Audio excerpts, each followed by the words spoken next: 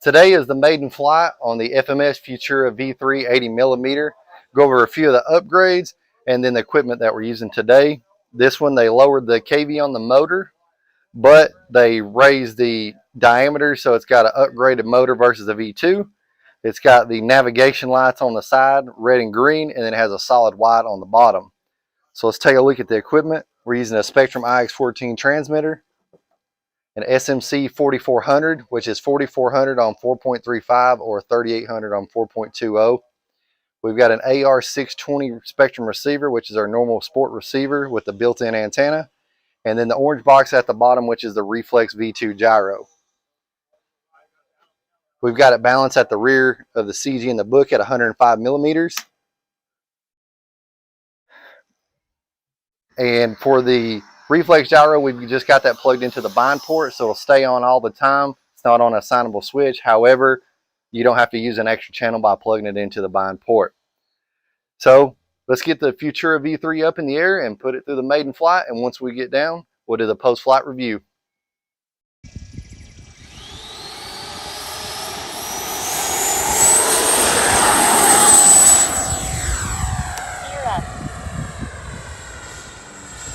Pretty easy takeoff.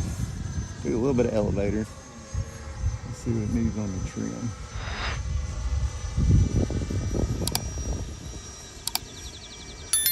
I'm gonna bring it in closer so we can see it in here. I ain't gonna see any click the trim. Time remaining 3 minutes. So this has got a new power system in it too.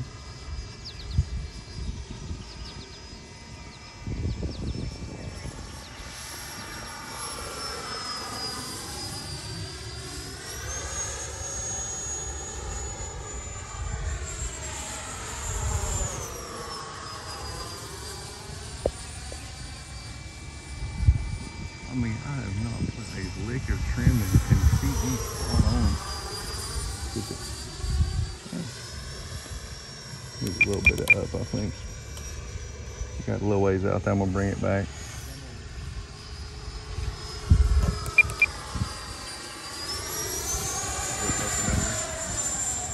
Oh man, I can't get up high. So I'm gonna go to medium aileron. The elevator feels okay, but definitely needs some more. Time remaining 2 minutes. Aileron. I'm gonna turn around here and do a heat check across the field and open it up.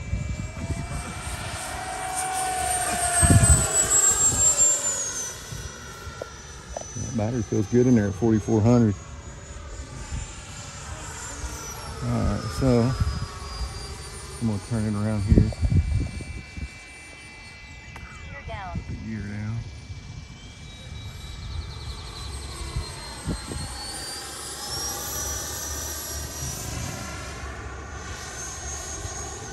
Put the flaps in, see what we got. A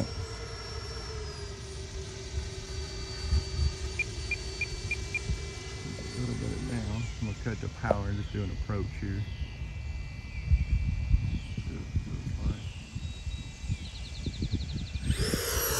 Good. Landing. Alright. Let's bring it on in. Just want to climb a little bit, so I'll put a little bit down. Elevator into it. Completely power off, bleeding speed. Might a little bit back.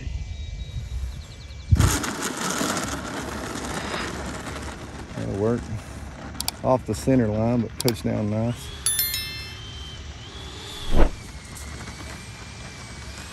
So we'll bring it back and take it to the bench.